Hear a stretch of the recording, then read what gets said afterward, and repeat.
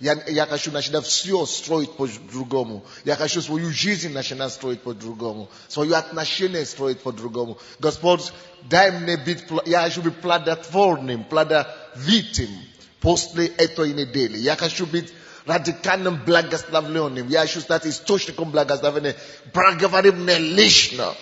Дай мне ключ к осуществлению своего призвания на этой неделе мне, чтобы я не уходил отсюда пустой или такой же, как я был до того. Давайте каждый из нас 2 минуты поговорим с Богом. Просто примите это решение и бросайте Богу этот вызов. Что эта неделя пускай изменила меня. Пускай это слово будет мне лично. Дай мне лично то, что мне нужно слышать. Помоги мне, проговори мне лично. Представьте себя перед Богом живым. Пускай это будет ваше личное решение, ваш личный завет. Что все, вхожу с тобой завет, Господь. С этой недели выйду и буду иметь что-то другое, новое, свежее в своем служении. Господь, и я как тот проповедник, которого ты очень использовал на этой неделе, говорю, я сам абсолютно ничего не могу делать. Абсолютно. Я не хочу быть медзвеняющий, Господь. Я хочу, чтобы я был Твоим голосом. Чтобы, Господь, я стал каналом явления Твоей личности, Твоей сути. Господь, Твоим словом преобразуй нас. Твоим словом, Господь, вооружай Твоего народа. Каждого человека. Мой Бог, это моя просьба, чтобы эта церковь не осталась такой же. Мы устали от учений, мы устали от очередной проповеди. Нам надо мир менять. Мой Бог, помоги нам. И пошли нас отсюда, высвободи нас. Чтобы мы стали действительно молотком в Твоей руке. Чтобы мы стали действительно оружие Твоего воинствования.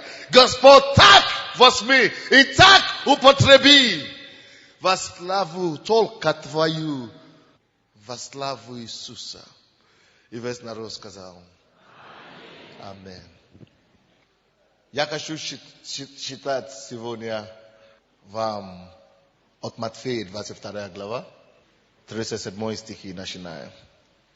Иисус сказал ему, до того написано 35 стиха, и один из них, законник, искушая его, спросил, говоря, «Учитель, какая наибольшая заповедь в законе?»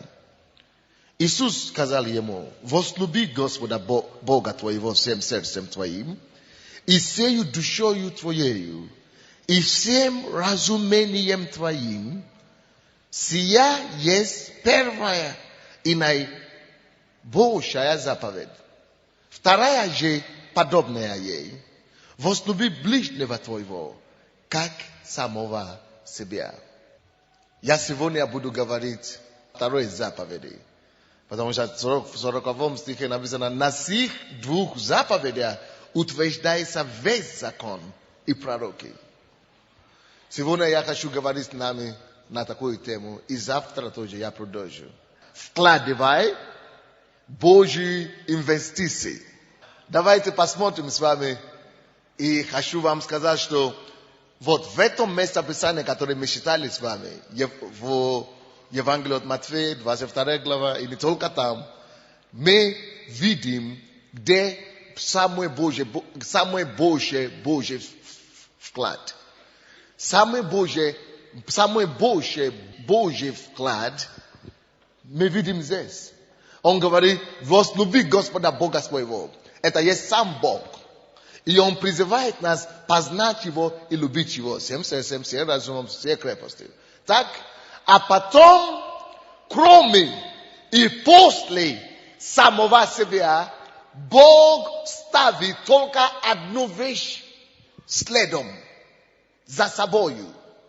Только одно дело. Бог ставит себя сначала первым, а потом, кроме Бога, после Бога, второе по значению или по значимости, что cena dla Boga, это есть человек.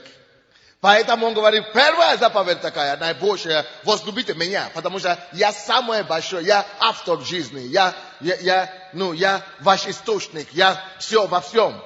Но, кроме того, что вы вкладываете себя во мне, я вам покажу второе, наивысшее, наизначительное, что есть, кроме меня.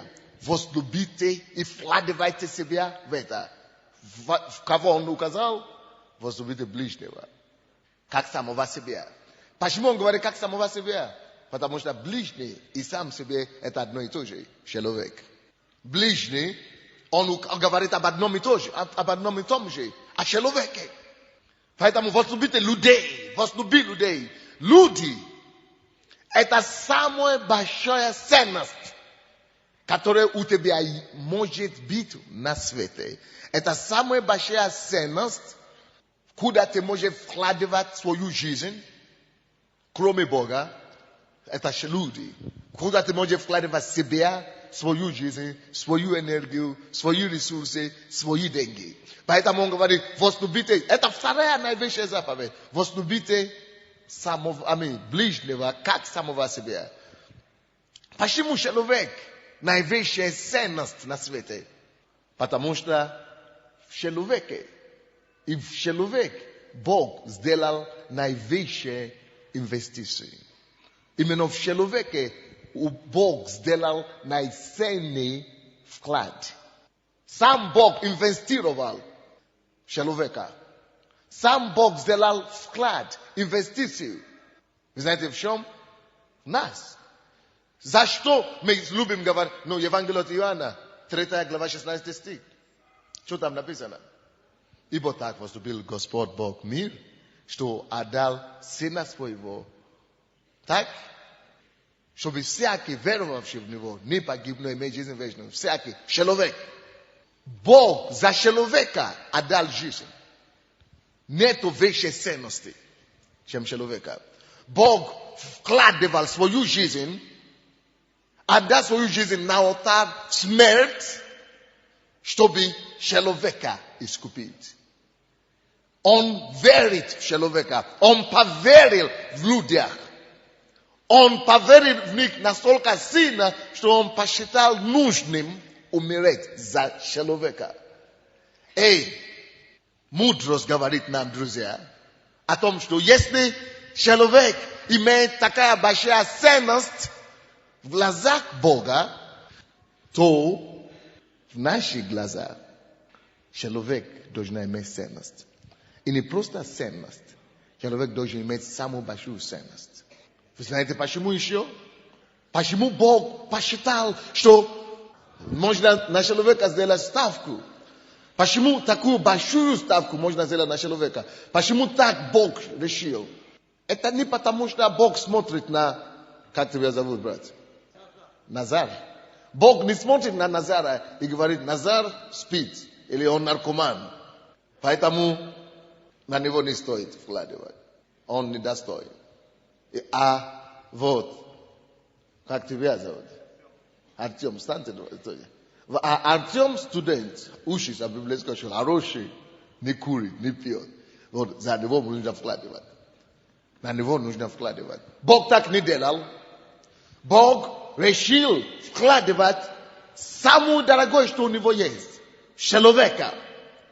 И для него нет разницы, этот человек плохой или этот человек хороший. Бог для него только одно понятие есть. Человек. У Бога есть только одно понятие. Человек. Он вкладывает в человека. Женщина, мужчина, дети, маленькие, большие. У него нет значения в этом. Человек. Самое главное для Бога. Важно, чтобы он был человек. И слушайте, если вы найдете любого человека, Бог хочет, чтобы мы были как он. И он хочет, чтобы каждый раз, когда мы увидим человека или видим любого человека, чтобы мы подражали его и были готовыми рискнуть всего. И вкладывая все, человека, плохого, хорошего и так далее, неважно, будь готов, как сам Бог вкладывать, сделать ставку, инвестицию в человека. Любое время. Всегда это делайте. Он наш Отец, что Он делал, мы делаем. Мы дети Его. Мы подражаем Отца. Плохого или хорошего. Now, почему Бог не принимает решение вкладывать только в хороших людей? Почему Бог умер за нас, пока мы были еще грешниками? К Римлянам, 5 глава, 8 стих. Написано, что Он возлюбил нас и умер за нас, когда мы были еще грешниками. Когда мы были еще грешниками, тогда Он полюбил нас еще. Когда мы были еще грешниками, именно тогда Он сделал вклад свой. Он делал инвестицию. Он вложил в нас. Почему? Иди сюда, Назар. Допустим, Назар наркоман. Он никогда не был наркоманом, просто примером. Так? Допустим, Назар наркоман. Он уже обворовал родителей. Он уже продавал все. Он уже сидел несколько лет. Он уже убивал десятки людей.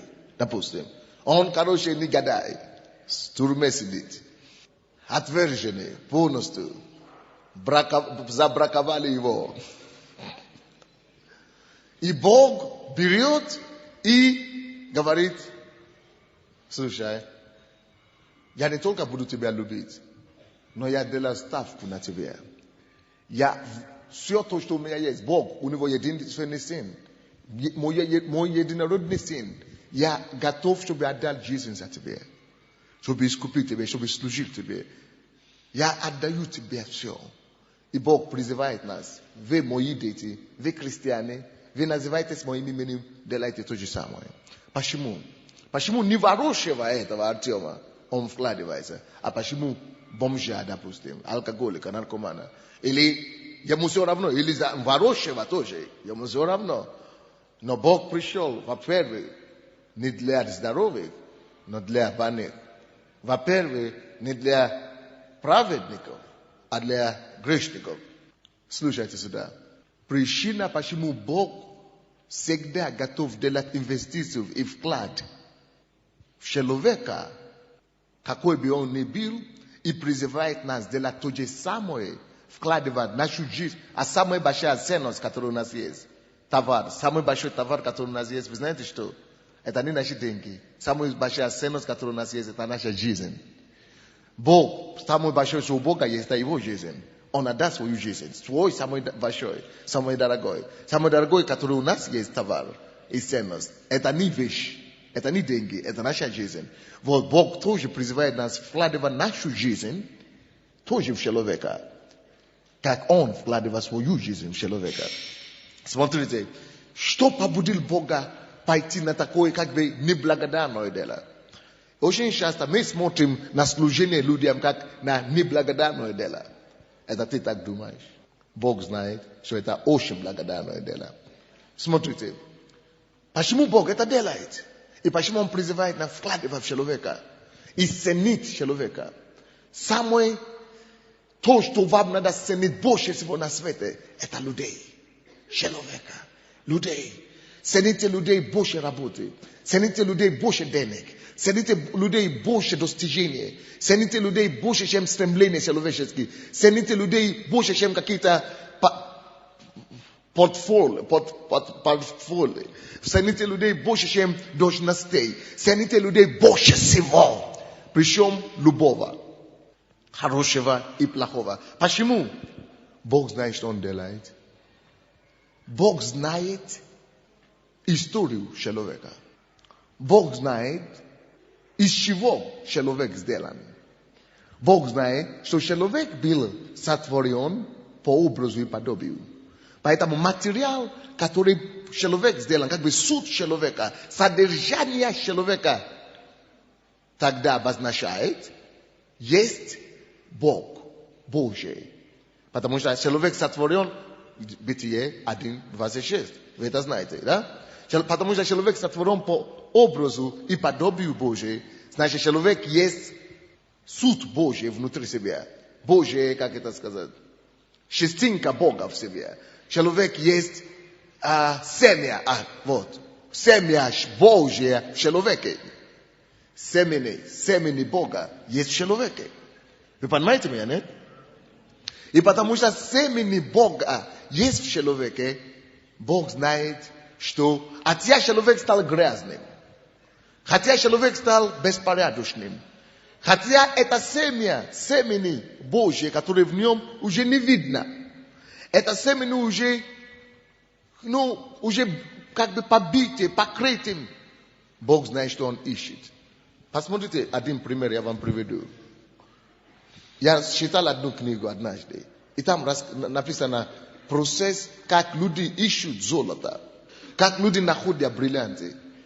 Оказывается, что чтобы найти 1 грамм бриллианта, нужно выкопать порой 1 тонн земли. То есть, но в этой земле есть бриллиант. Это как гора земли, гора почв. Но Бог-то знает, что в этой горе, в этой куче земли, в этой куче грязи, можно сказать, есть бриллиант. И что Он делает? Он ищет, копает, выкопает. Обыкновенный человек бы думал, что ты делаешь? Дурак какой-то. Сколько ты уже тонн, сколько ты уже килограмм выбросил в земле, и ничего ты не нашел, чего ты себе... И вы знаете, если это только грамм или килограмм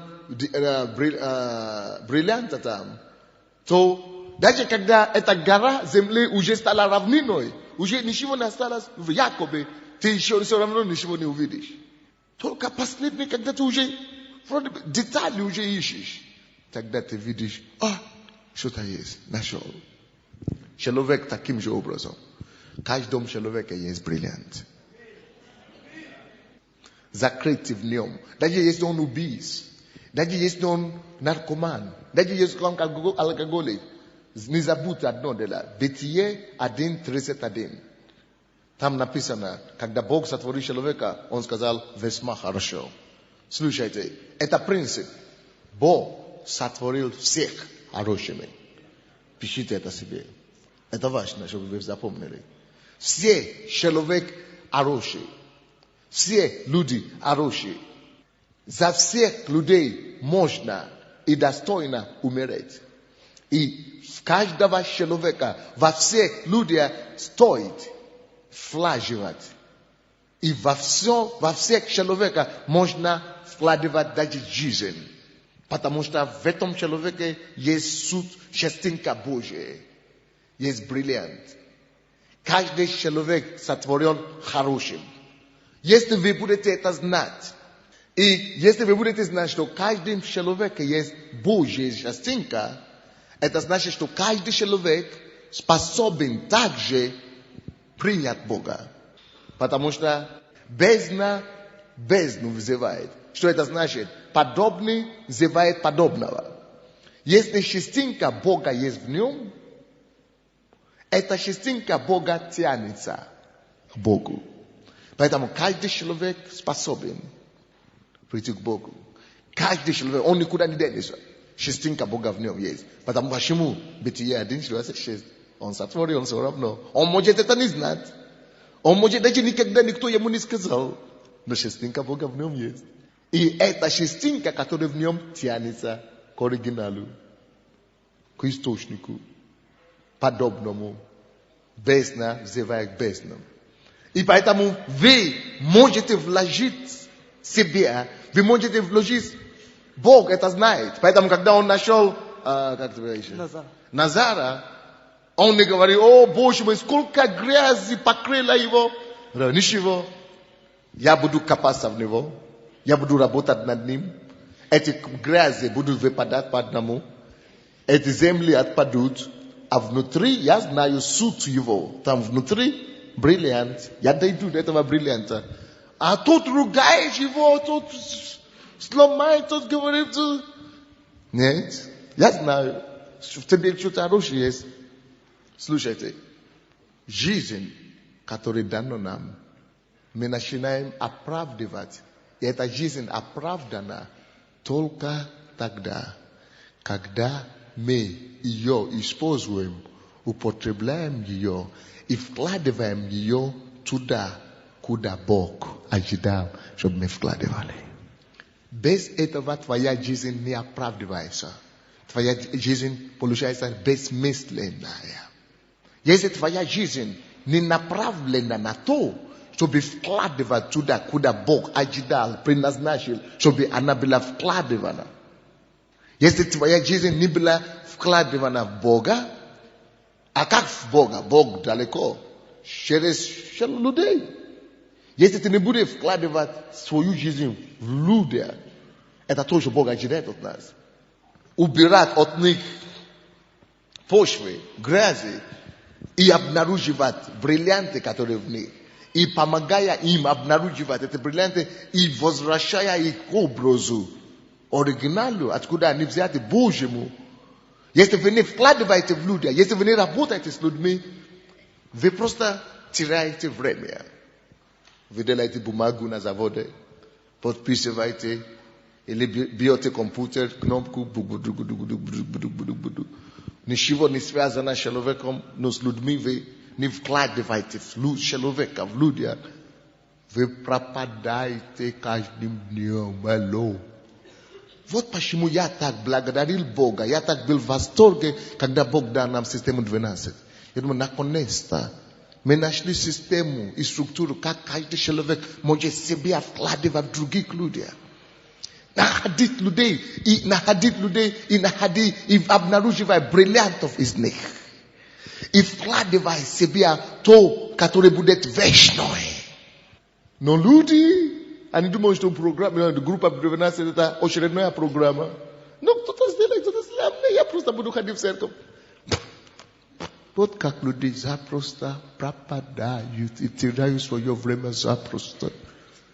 Ты дождь, даже если ты бизнесмен, даже если ты геолог, даже если ты юрист, даже если ты, ну, я не знаю, чем ты занимаешься, где ты работаешь, чем ты не был, ты должен находить средства и методы, как в людях всегда вкладывать. Ты должен всегда гнаться, находить методы, спасибо, пути, чтобы людей поднимать на улице. Сколько раз мы проходим через людей на улице, мы думаем, бомжей там пошел. Ты видишь бомжей, а Бог видит бриллиант. Это человек. Как не вкладывать в этого? Как не помог этого обнаружиться? Как не себя что-то вкладывать? Как не того, что я знаю, дать этому? Напишите себе еще одна истина. Чем больше людей вы поднимаете, тем больше вы становитесь. Тем больше ты поднимаешь людей, тем больше ты становишься. Тем больше ты поднимаешь людей, тем выше Бог начинает тебя поднимать.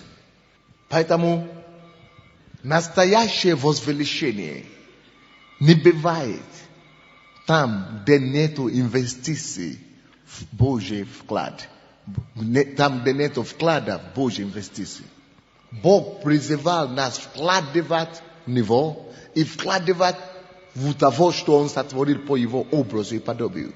Поэтому самые сильные лидеры в этом мире и самыми успешными людьми это люди, которые поднимают других и поднимают людей.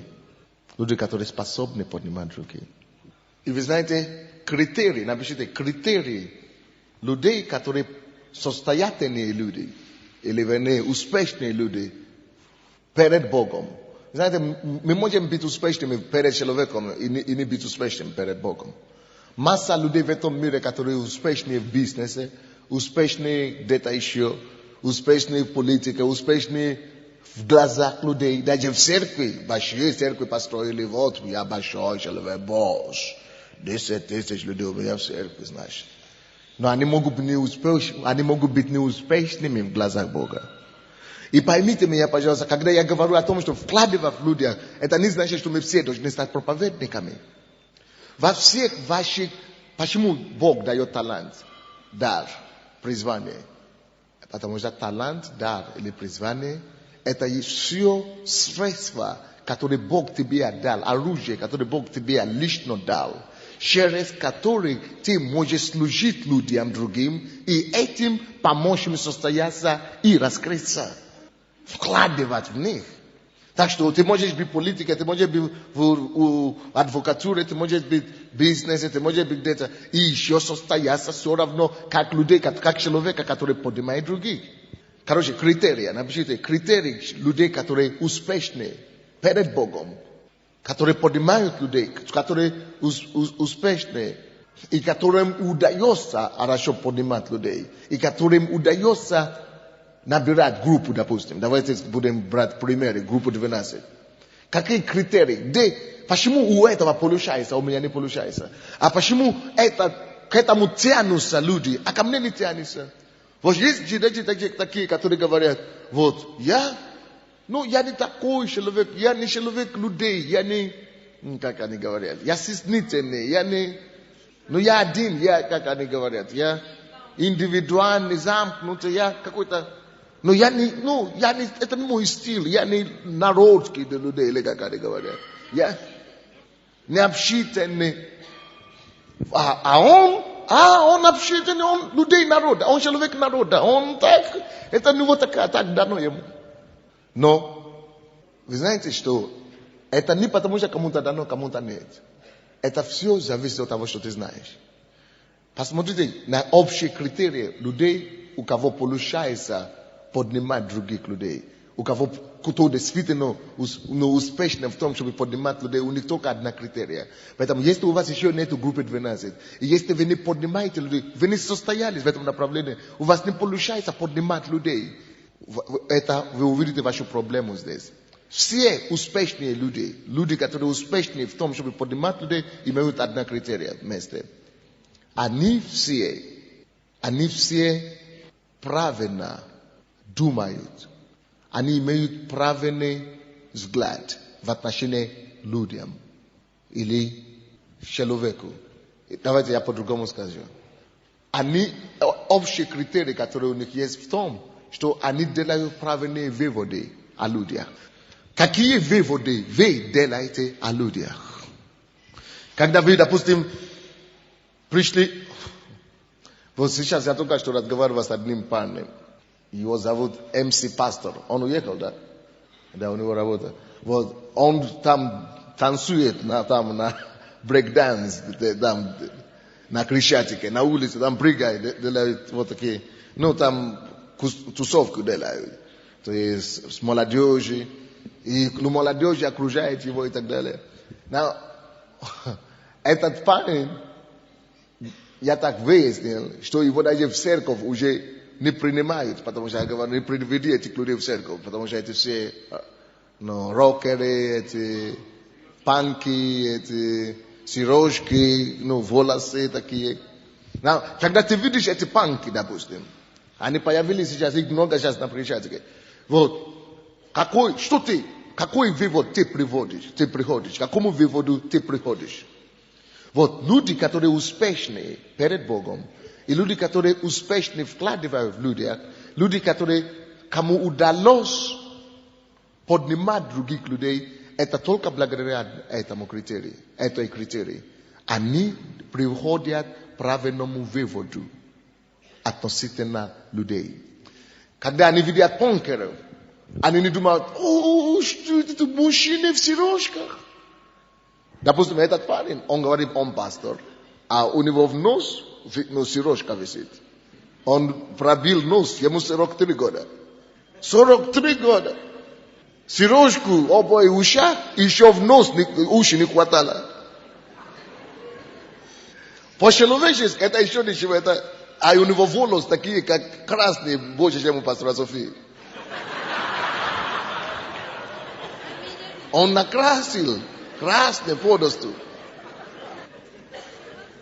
Был синий, да? Как стул, на котором, говорят, что посмотрите на свой стул, на котором вы сидите. Говорят, у него дот красного было, оказывается, волосы все синие. Синяя голова, и ходит по улице. Ему 43 года. Когда вы видите такого человека, к какому выводу вы приводите? Вы, допустим, говорите, ну...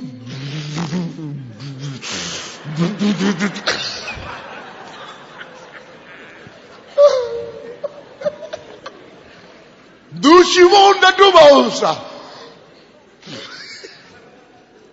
Либо вы умрете вот так кипеть, разозлиться и ненавидеть его агрессивно, либо вы придете к правильному выводу. И вы знаете, что позволяет человеку прийти и делать правильный вывод о человеке, о другом человеке.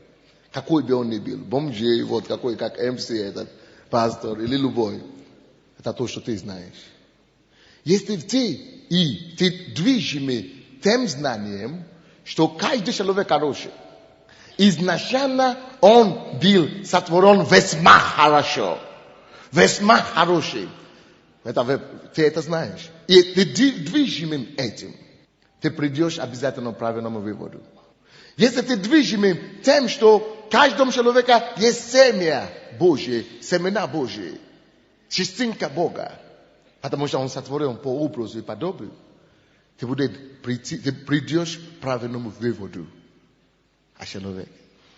То есть, тем, кому удается смотреть на бунтаря и прийти к правильному выводу, это тем, кому Бог дает превратить бунтаря в послушного сына. Те, которые смотрят на наркомана и благодаря тому, что они знают, прийти к правильному выводу, что это Дитё Божие. Я поработал над ним. Все эти наркоты, и табака, алкоголь, все это отпадет, вылетит с него, все это отпадет. Но я же ищу что-то. Говорю, он сорвался, пришел, он сорвался, второй раз, уже 7-й раз сорвался. Я уже не ищу с ним. Не. Я же иду за что-то, я же за чем-то следу, я же знаю, что что-то там есть. Я это вижу, это бриллиант, который закрыт. Это бриллиант там есть на самом деле. По-любому там есть этот бриллиант. И по второму, он сотворен по образу Богу. Он никуда уже с собой уже ничего не поделает. Он согласен, он все равно сотворен по образу Бога. Поэтому это Божья частинка там есть, которая его тянет. Я это смотрю. Поэтому его фокус, сколько бы фокуса он не делал, я уже пришел к правильному выводу. Он способен делать добро, потому что семя Божье в нем.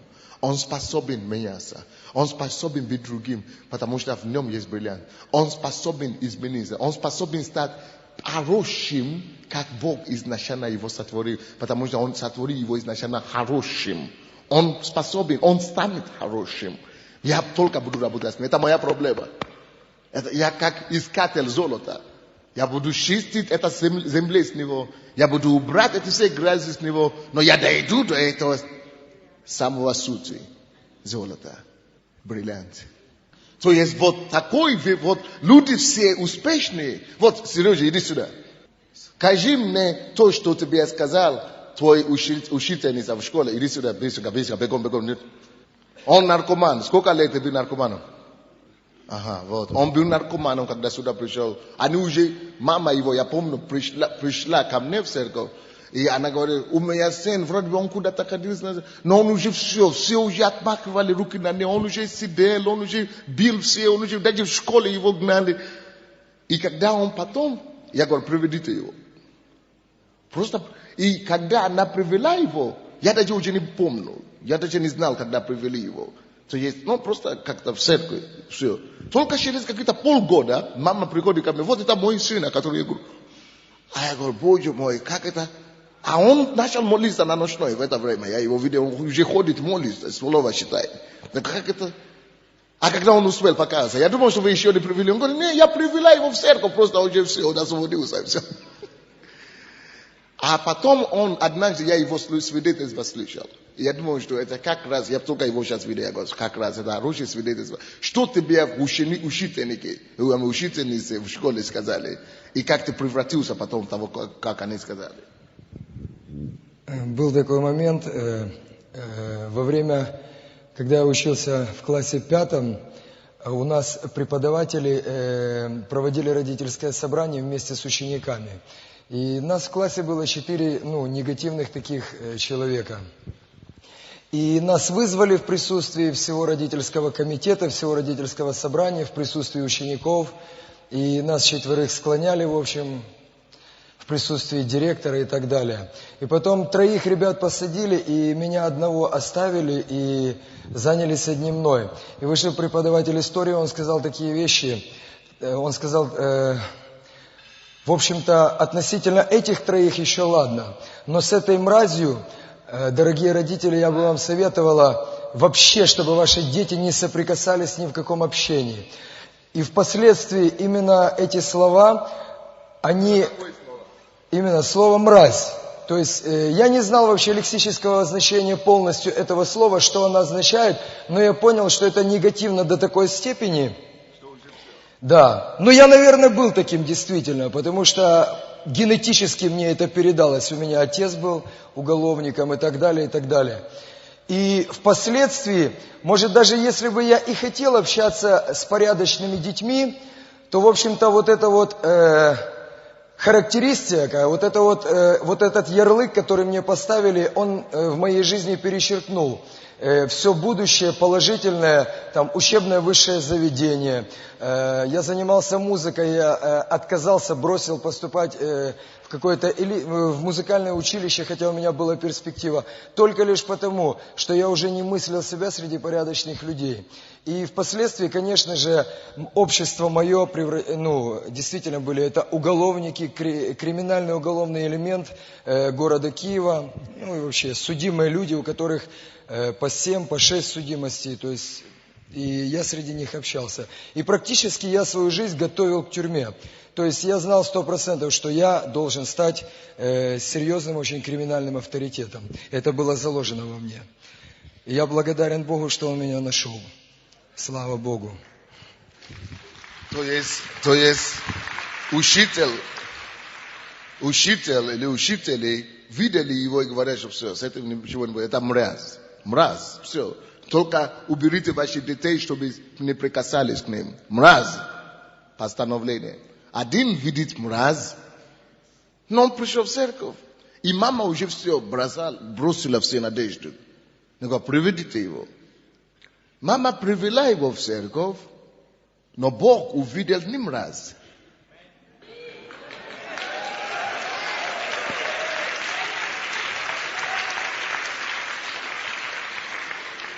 Почему Бог не сдался?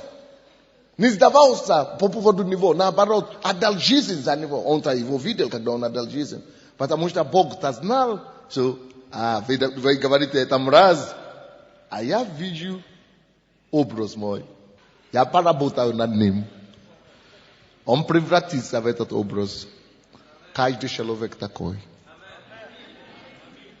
Вы говорите, о, мразь стоит. Уберите только все от него, подальше, прокаженный.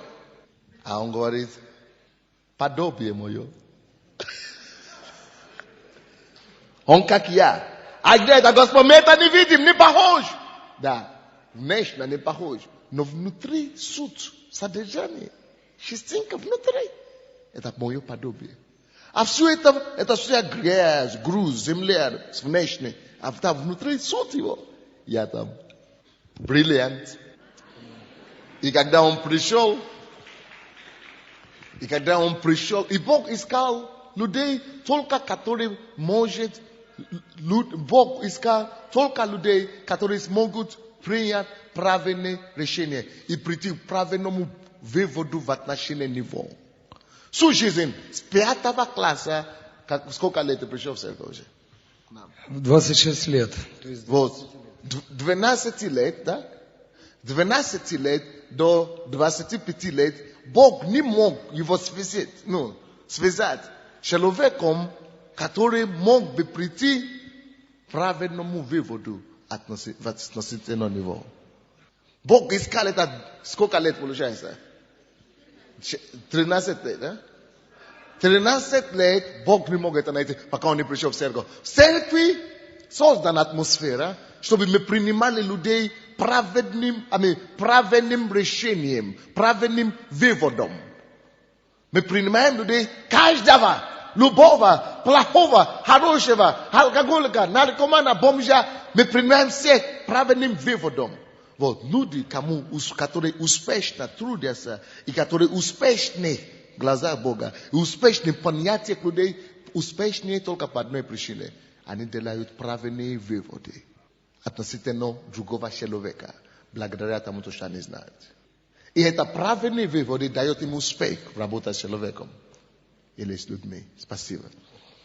Поэтому, если у вас еще нет успеха в работе с людьми, чтобы поднимать людей, знаете, в чем проблема? Может быть, вы все еще смотрите, как эти учительницы. Вы еще способны видеть мразь человека. Вы еще способны видеть алкоголика человека.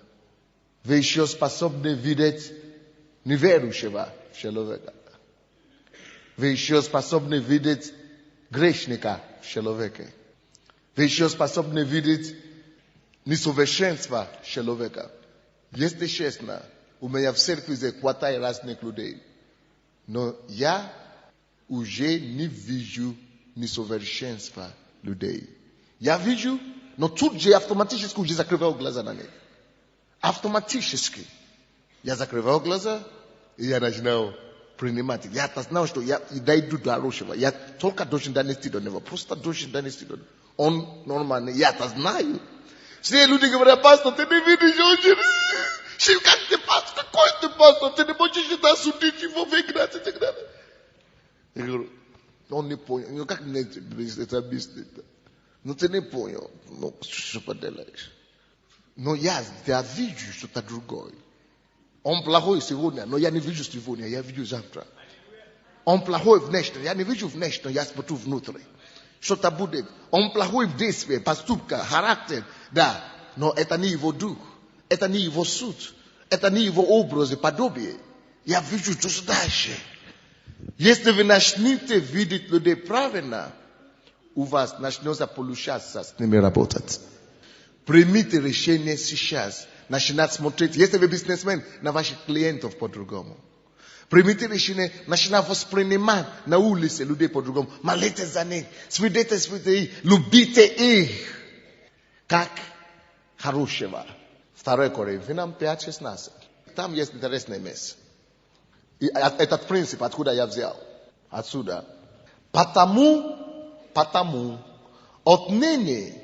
Почему? Потому что в 15 стихе написано: а Христос за все умер, чтобы живущие уже не для себя жили, но для умершего за них Христос и воскресшего. Так, потому отныне мы никого не принимаем уже по плоти. Давайте мы все скажем так: мы уже никого не принимаем по плоти. Ты тогда спросил другого рядом с тобой: это правда, что ты уже никого не принимаешь по плоти?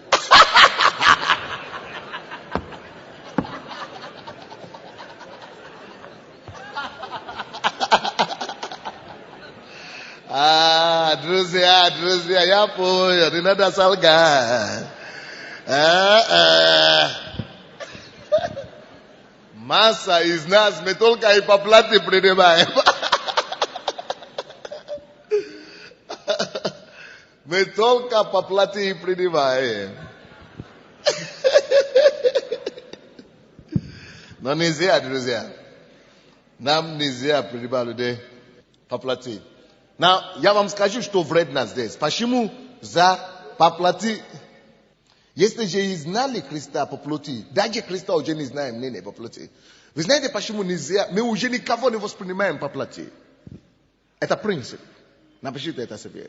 Если вы хотите быть успешны в работе с людьми, нельзя уже никого воспринимать по плоти. Принимайте их в глаза Бога, в духе. А в духе они есть образ Божий. А в духе они есть подобие Божие. А в духе они есть Божья частинка. А в духе это Божья семья. А в духе это весьма хорошо. Вы понимаете меня? Дальше. Опасность, которая в этом, чтобы воспринимать людей по плоти. Вы знаете, в чем состоится? Заключается. Опасность в том, что вы воспринимаете людей по плоти, в том, что каждый из нас получает то, что он видит. Ты не можешь видеть яблоко, и чтобы она стала апельсином. Если ты воспринимаешь людей по плоти, ты получишь то, что ты ожидал. Ты всегда получишь по твоему ожиданию. Если ты думаешь, что это человек меня не любит, все, ты сам понял. То, что ты ожидал, ты получишь.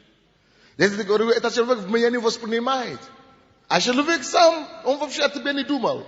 А ты уже себя настроил, что ты уже видишь в нем, что он меня не воспринимает. Каждый получает то, что он видит. Он говорит, Елий сказал Елисею, если ты увидишь меня, когда я буду взят, будет тебе милость. Что ты видишь, то и получаешь. Он говорит, выйди из Аврааму, Бог сказал, выйди из комнаты, посмотри на звезд, считай, сколько ты видишь, что ты видишь, так будет твой потомка. Человек получает то, что он видит. Поэтому, что ты видишь в других людях. Давайте начнем видеть бриллиантов. Давайте начнем видеть служителей. Жены, почему ваши мужья до сих пор не спасены? Вы видите в них курящика, алкоголика. Наконец-то, вы видите в них неверующего мужа. Неверующий мой муж. Вот, твой получаете. Каждый получает, что он видит. Почему ваш сын, маме? Маме! Деве! Почему ваш сын еще не пришел, и дочка еще не служит Богу? Каждый получает, что он видит. Видите их служителями. Видите их помазанными. Видите их наполненными Духом Святым. Видите мужей, любящих вас, вместе с вами поклоняющихся Господа. Видите ваших мужей на эту пятницу, на мужской конференции. Поэтому Иисус дал нам этот принцип. Мы никого уже не воспринимаем как? Еще раз. Мы никого уже не воспринимаем?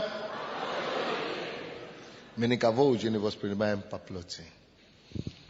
Так что, чтобы быть успешными в работе с людьми, как пастор, как лидеры домашней группы, мы должны менять наши взгляды с людьми, что мы видим. Алло! Когда вы видите людей, которые приходят сюда и каются, и принимают Иисуса Христа своим Господом и Спасителем, что вы видите? Новообращенные, неверующие. А они будут следующими завтра. Они будут завтрашний Пастор Сандей, завтрашний Билли Грэм, завтрашний Бенни Хин, завтрашний... Поэтому каждый из нас, это грех нам. Когда люди выходят сюда, каются, и мы не бежим к ним. И мы начинаем драться за них, держаться за ними. И начинаем работать над ними, зная, что я поработаю над ним. И он состоится, он станет мужем Божьим, весьма хорошим, как Бог его изначально. Я его хочу сделать вот этим бриллиантом, который будет сиять у столика Бога. Ваши соседи, в ваши дома, когда вы проходите мимо людей, живущих в ваших домах, что вы видите? Вы уже устали от них, не надоело от этих соседей и так далее. Нарисуйте другую картину о них. Нарисуйте другую картину. Братья и сестры, кто-нибудь слушает меня сегодня? Чтобы быть успешными с людьми. А на этой неделе, вы помните нашу молитву? Мы приняли решение, Господь, пожалуйста, я не хочу уйти с этой недели отсюда, не изменившись что-то корни в моей жизни. Чтобы измениться в корни в нашей жизни, давайте примем это решение. Давайте склоним голову, что Господь помоги мне. Я хочу начинать видеть правильно. Я хочу начинать делать правильные выводы относительно людей. Я хочу начинать вкладывать в себе, делать вложение в свою жизнь, вложение в себя в твои инвестиции. Вкладывайте, сделайте вклад в Божьи инвестиции. Сделайте вклад. Мы вкладываем в себя каждый день. Во что вы вкладываете в себя? Во что вы вкладываете ваши ресурсы, ваши энергии, ваши деньги? Во что? В чем ты вкладываешь?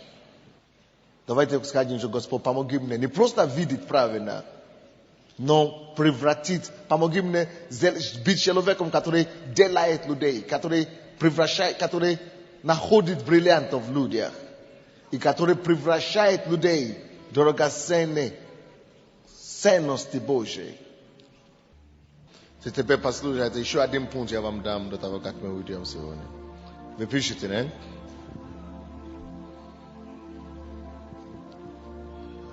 Я хочу вам еще кое-что сказать, мотивация, которая может вам еще помочь. Но критерии, которые что-то, помышление, которое может вам помочь нормально к людьми, принять людей как товары. Поймите, люди это самые дорогие, ценные товары, самое большое, что в этом мире. Это самое большое богатство. Люди. И если они у тебя есть, ты богатый человек. Кто мне скажет, почему политики делают выборные кампании? Кто мне скажет, почему политики делают выборные кампании? Даже президенты страны делают выборные кампании, избирательные кампании. Кто знает почему? Потому что они хотят заработать людей. Не деньги зарабатывать. Наоборот, они выбрасывают деньги, чтобы людей зарабатывать. Даже сам президент страны, любой, он ничего не сделает без людей. Людей. Это самый человек, это самый сильный товар, это самое большое богатство. Если ты можешь вложить себя в человека, в людях, ты состоятельный человек, ты успешный человек. Если ты можешь помочь людям быть успешными, если ты можешь поднимать людей, тем больше ты можешь людей поднимать, тем больше ты можешь сделать людей успешными, тем больше ты становишься, тем успешнее ты. Поэтому цель каждого из нас это помогать как можно большим людям состояться. В этом наш успех личный. Кто из вас знает, кто слышал о таком бывшем президенте Румынии, Чаушеску?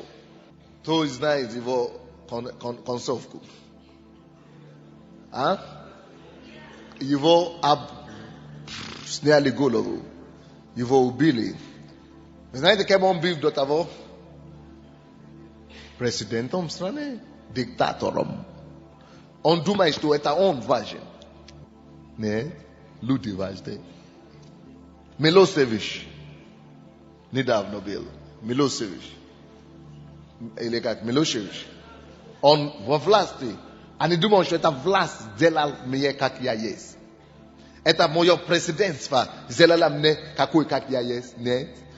Вы знаете, то, что его сделал президентом? Не президента, не президентство, не должность его сделала большим президентом. Но главой державы. Нет. Вы знаете, что его сделала? Люди. Пока люди поддерживают его, он будет президент. Он будет важным. Он будет иметь положение. Но когда люди перестают поддерживать его, он никто. Поэтому это проповедь, которую должен слушать каждый тиран, каждый диктатор. Потому что они думают, что то, что делают их большим, это они. А он не понимает, что он сам никто, если люди, которые стали за ним, не будут за ним стоять. Поэтому никто не имеет права гордиться. Никто. Потому что, когда ты думаешь, ты начинаешь гордиться, это значит, что ты думаешь, что ты сам важный. На самом деле ты не важный. Если ты потеряешь твоего товара, если ты теряешь твой товар, а твой товар это то люди, которые стоят за тебя. Если ты имеешь компанию, фирму, где у тебя есть миллионы, и ты один остался, и все твои фирмы разойдутся, ты поймешь, что ты никто. Твоя фирма ликвидация станет.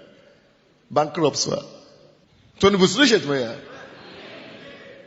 Самое большое, во что мы можем вложиться вместе с вами. Вы думаете, пастор Сандей большой, все люди сюда приезжают, вот выступил только что, пастора из России, из Польши. Они думают, мы приезжаем сюда, чтобы учиться. И знаете почему? Потому что они знают, что в церкви Слова Веры много людей, много богатств. На самом деле, пастор Сандей, эти вещи, которые он проповедует сейчас, он знал их 10 лет тому назад. Но у него не было людей. И к нему, догадываетесь, сколько приезжало? Никто.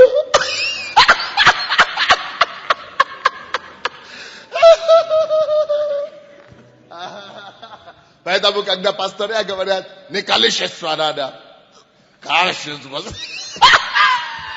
Пример! Надо и то, и другое. Почему?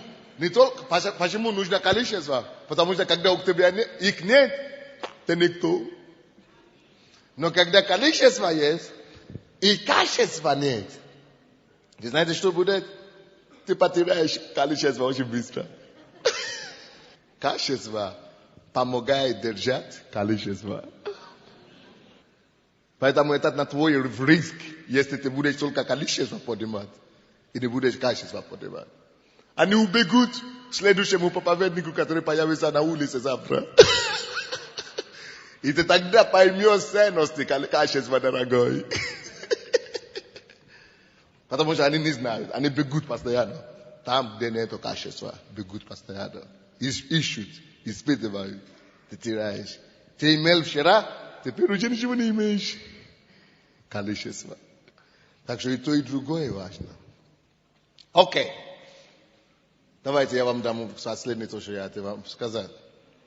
Еще один ключ к тому, как вы можете быть успешными с людьми.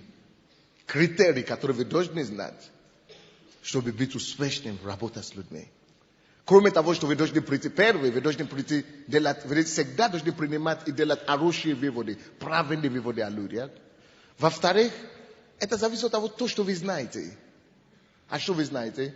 Вы знаете, что это человек, образ Бога, подобие Бога. Это бриллиант. Третий. Вы всегда должны знать, что я вообще хочу успокоить вас. Каждый из нас может быть успешными в работе с людьми. Это как пастор, бизнесы и так далее. Каждый из нас может быть успешными. Вы знаете как? Каждый человек. То, что мы с вами говорим, ко мне не идут люди, у меня церковь не растет, значит. Может быть, ты не делаешь достаточную инвестицию.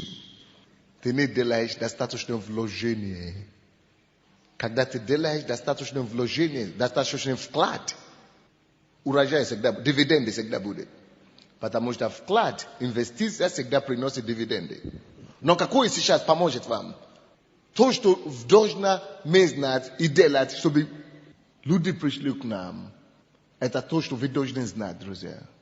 Что каждый человек голоден. Пишите это себе. Это следующее то, что вы должны знать.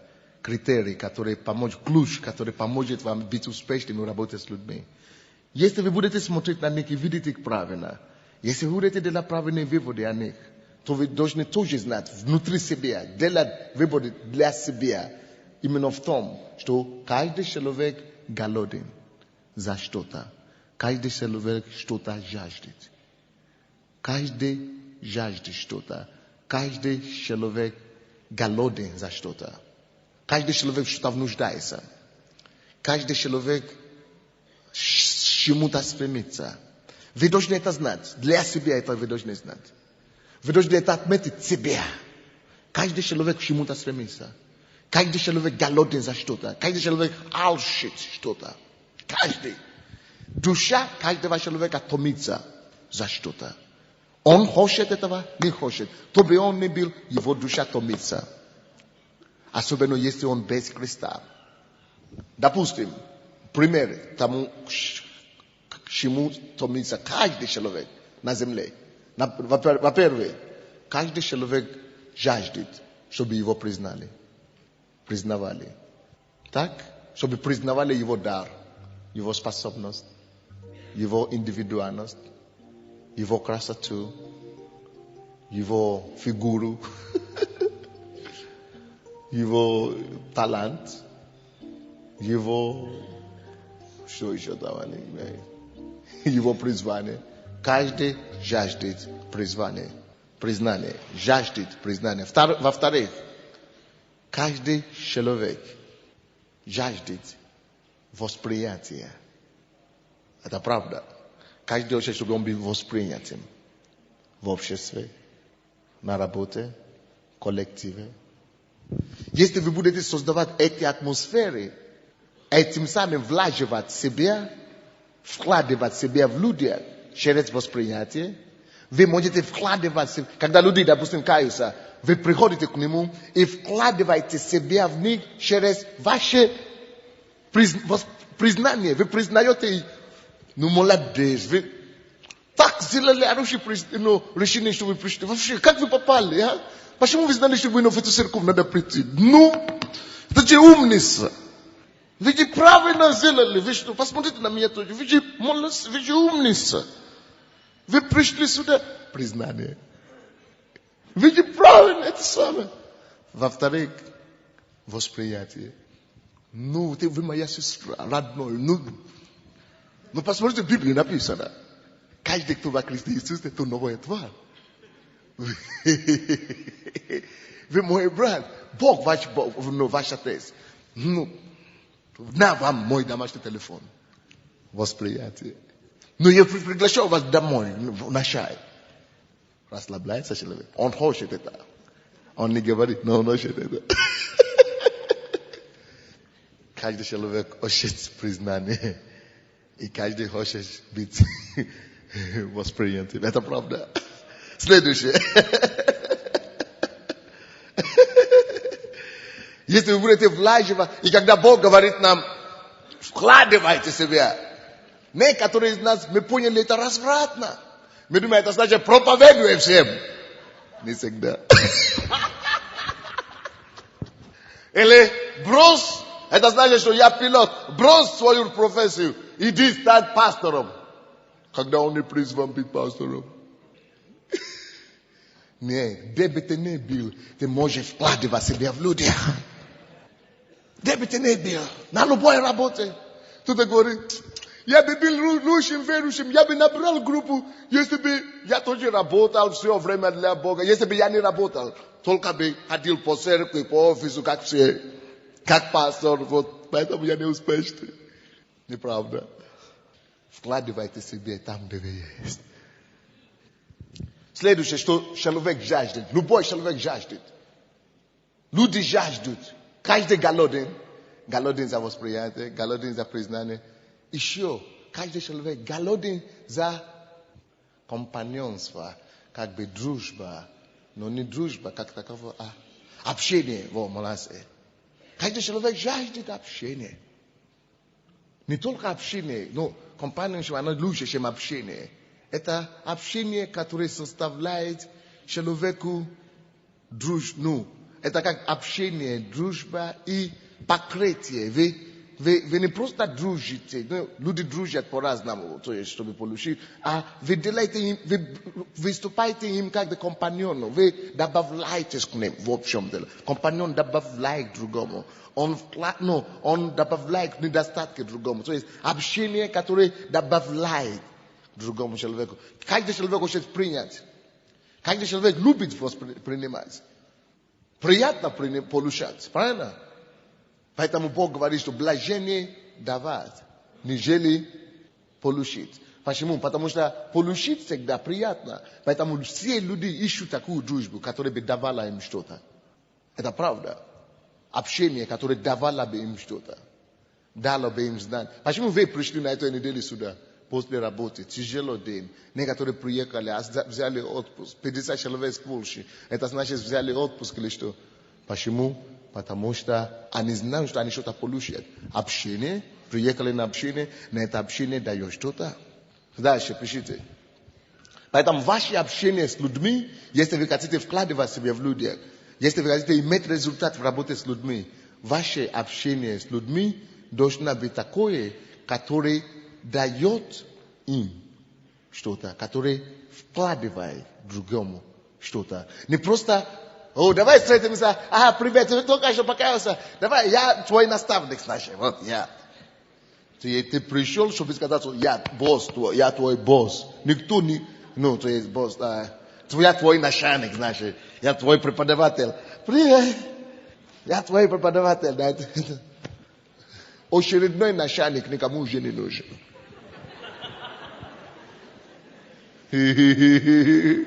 Останься от меня, вы сектанты все говорят.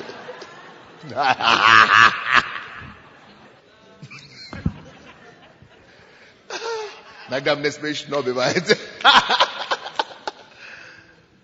Наоборот. Мы должны думать, как... Поэтому Иисус говорит, что кто хочет быть Божьим, пускай станет слугой всем.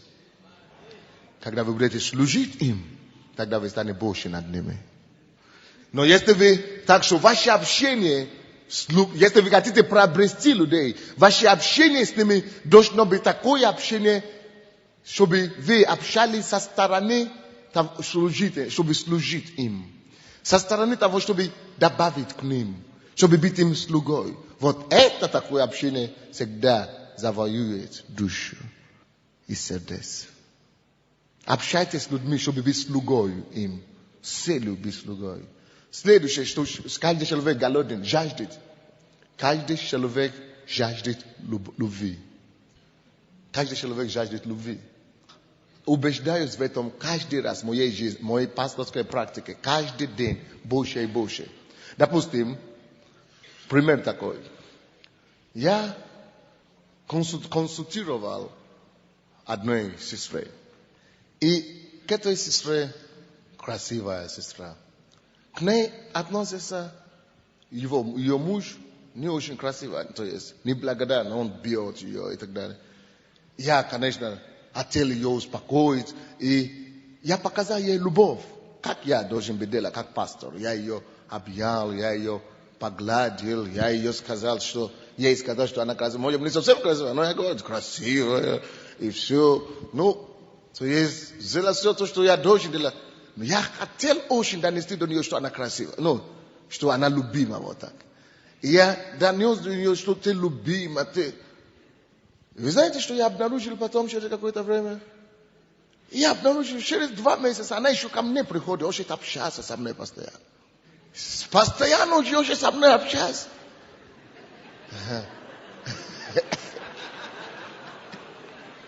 Пастора, отметьте это себе. Уже есть опыт у вас тоже. Короче, я начну думать, что она думает? И я знаю, что она ничего не думает плохого. Но ей нравится любовь. Ей нравится любовь. Всем нравится любовь. Она знает, что она замужем, что я сам женат, но приятно. Всем приятна любовь. Это правда. Это правда.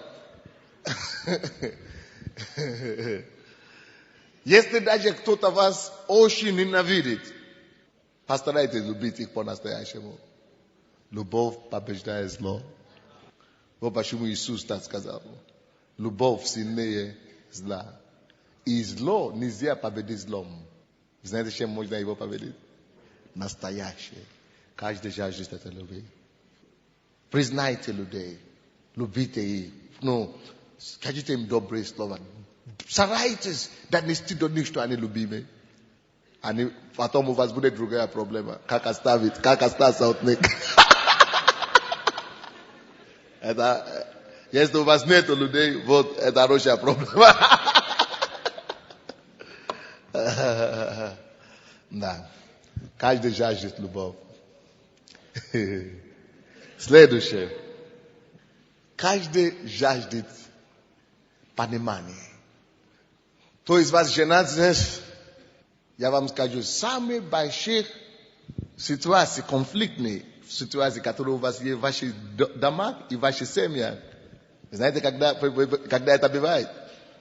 Когда супруг не понимает. Это правда?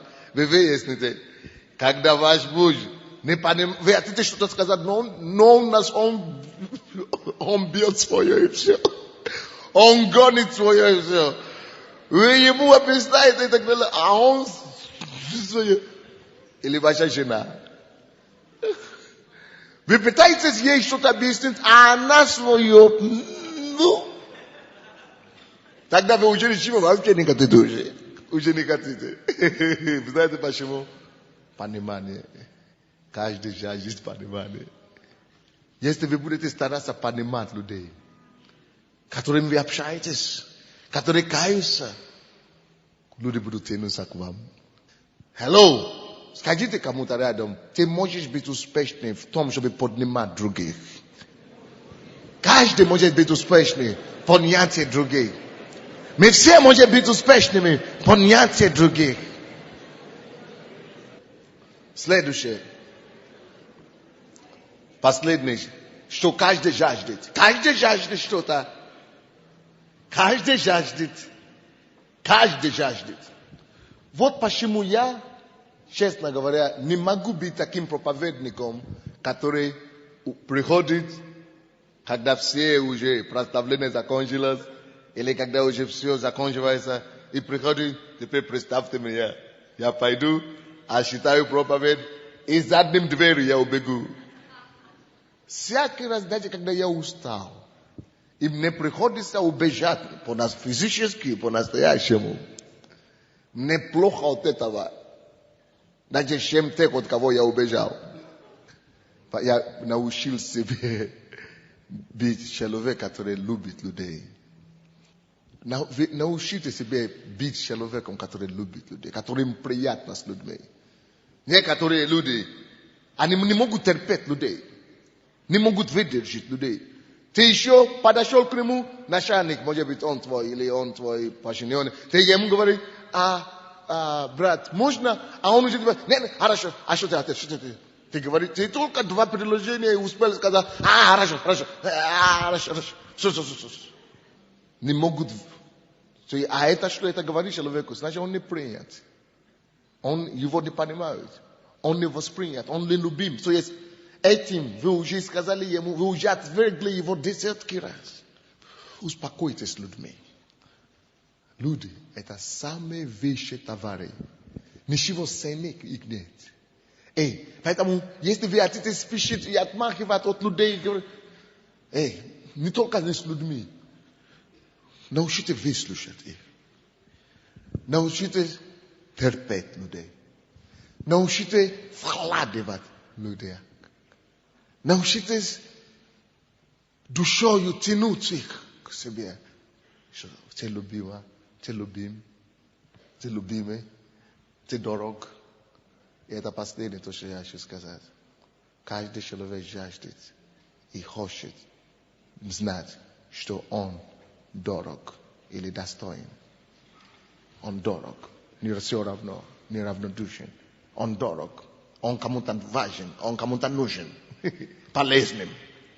Каждый хочет знать, что он полезный. Он хочет быть полезным. Каждый хочет быть полезным. Каждый хочет быть достойным. Дорогим. Дорогим.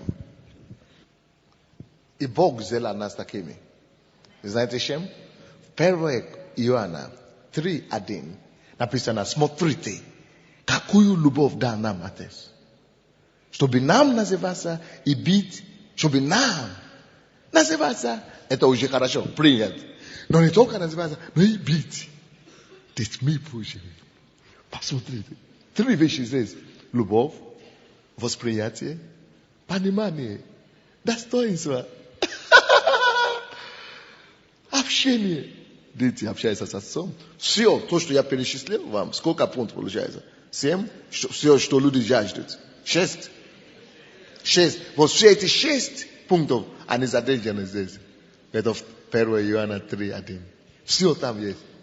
Еще одно есть. Какой? 7 должен быть, да, говорят. Я должен подумать.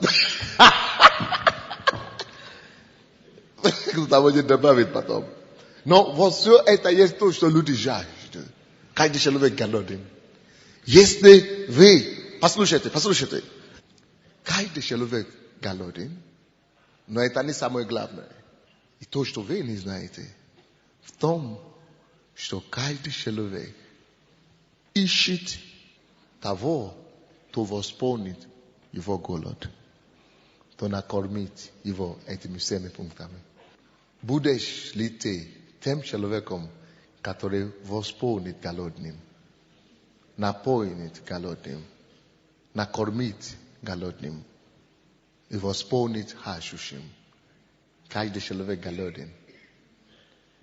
За что-то из этих всех 6, которые я перечислял. И вы знаете, все абсолютно ищут, кто их напоит и накормит. Кто здесь говорит сегодня, я буду тем, который кормит и восполняет нужд людей. Я буду тем, который кормит жаждущих людей, который наполняет жаждущих людей, который кормит голодных людей. Давайте станем все, будем молиться.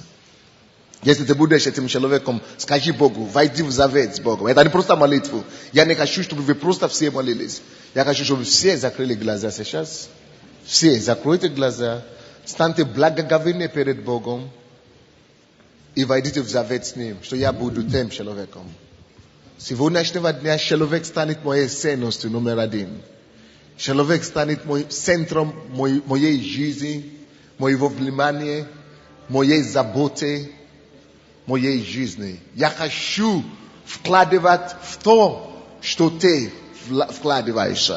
Я хочу вкладывать себя в ту инвестиции, которую ты вкладывал в себя. Я хочу, Господь, вложить себе в то, во что ты вложил в себя. Я хочу быть ответом. Я хочу быть тем, который воскормит, накормит, восполнит жаждущих. Жажду людей. Восполнит жажду людей и накормит голодных. А каждый человек голоден за что-то. За любви, за общение, за восприятие, за понимание. Каждый человек голоден. Не живи эгоистическую жизнь. Не живи жизнь только для и ради себя. Поднимай людей. Тем больше людей ты поднимаешь, тем выше ты поднимаешься. Тем больше людей ты поднимаешь, помогай состояться, тем успешнее ты становишься. Давайте отдадим себя Богу, чтобы Он использовал нас. Что сегодняшнего дня мы не хотим закрывать глаза на людей. Мы хотим начинать видеть в людях бриллианты, золото, драгоценность. Мы хотим начинать видеть шестинка Бога в каждом. Мы хотим начинать видеть образа и подобия Его в каждом человеке. Помоги нам! Вы не можете это делать своей силой. Просите благодать сейчас. Просите благодать. Получайте благодать. Получайте силу. О Боже, излей на нас эту благодать. Излей на нас благодать любить. Излей на нас благодать, Господь, воспринимать людей. Излей на нас, Господь, благодать вложить свою жизнь из себя, люди. Мы просим Тебя, открой небо, излей. Чтобы каждый из нас начал искать людей. Как мы ищем серебро, как мы ищем драгоценность, как мы ищем бриллианты. Начните искать людей, в которые нужно вложить себя. В которые нужно вкладывать себя. Дух Святой, приводи людей на наш путь. Приводи людей во время покаяния. На заводы наши, на фабрики наши, на фирмы наши. Господь, приводи к нам людей, чтобы мы научились вкладывать и учиться вкладывать в них, Господь. Открой наши глаза, чтобы мы могли воспринимать людей правильно. Потому что то, что мы видим в людях, то и мы получаем от них. То, что мы видим в людях, то мы от них получаем. Мы хотим видеть в людях ни алкоголика, ни наркомана, ни вора, ни беспорядочного, ни грешника, ни неверующего. Мы хотим видеть в людях ценность Божью, подобие Божье. Помоги нам, Отец. Отец, я прошу Тебя. за всех слушавших меня сегодня. Мы не хотим, чтобы это стало очередной проповедь. Боже, помоги нам уйти отсюда и превратить это в практику. Начинать ценить людей, видеть людей, любить людей и воспринимать людей. Чтобы мы больше не видели, Господь, мраз. Чтобы мы начали видеть драгоценность, сокровища Божьего, образа и подобия Твоего. Помоги нам восполнить всякие потребности людей, накормить голодных, восполнить жажду души, за любовь, за общение, за понимание, чтобы мы начали восполнять все эти нужды. Помоги нам, Господь, быть теми, которые Ты хочешь, чтобы мы были, теми, которые Ты хочешь нас видеть. Отдаем себя в Твою руку, наполни нас благодатью это делать. А те, которые еще не имеют свою группу 12, я молю за всех сейчас. Пускай Твоя благодать зайдет на них. Начинай видеть людей по-другому, любить людей по-другому и влаживать себя в каждом человеке. На каждого человека, хорошего и плохого. И чтобы мы не просто набрали одну группу 12, чтобы мы набрали по 2-3 4 группы 12, чтобы мы приводили тысячи людей к Тебе, десятки тысяч людей к Тебе.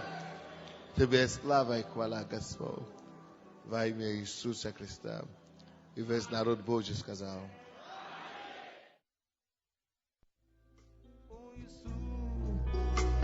Мы любим Тебя.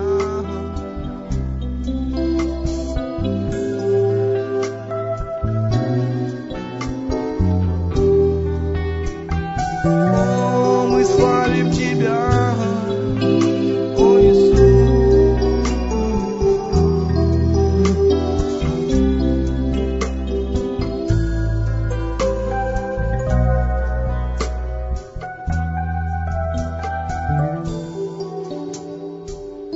Прикоснись ко мне и меня покрой. Я хочу одеться светом. Наполняй меня собой, пусть течет рекой.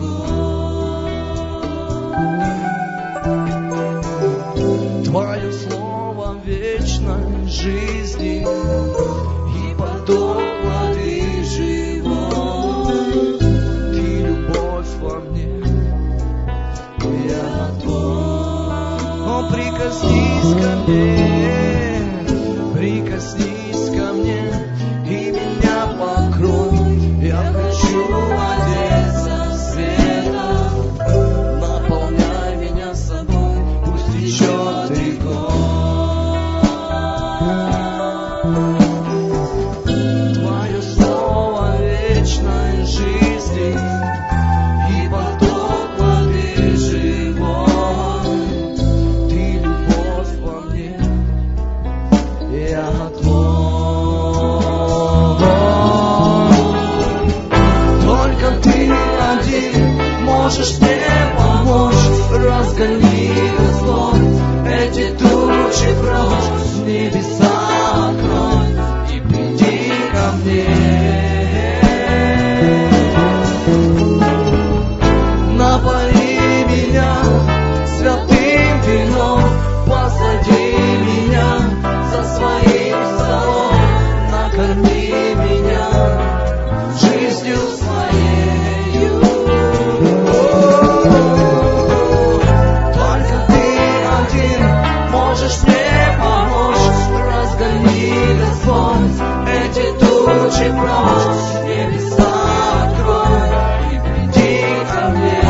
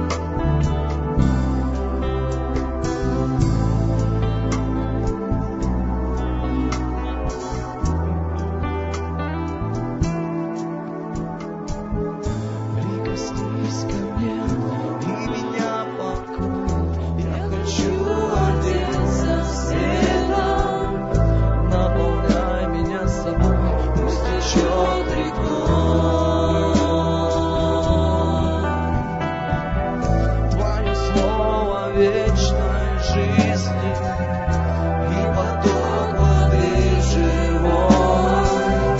Ты любовь во мне, я тот. Прикоснись ко мне, прикоснись ко мне, и меня покрой. Я хочу одеться в свет, наполняй меня собой, пусть течет рекой. Твое слово вечной жизни и поток воды живой. Ты любовь во мне, я твой.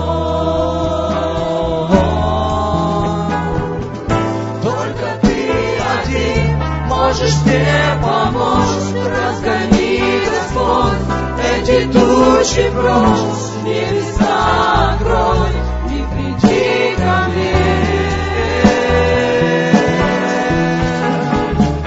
Напои меня святым вином, посади меня за своим столом, накорми меня с жизнью своей. Только ты один, только ты один можешь мне помочь. Разгони, Господь, эти тучи прочь, небеса открой и приди ко мне. Напои меня святым вином, посади меня за своим столом, накорми меня жизнью своей.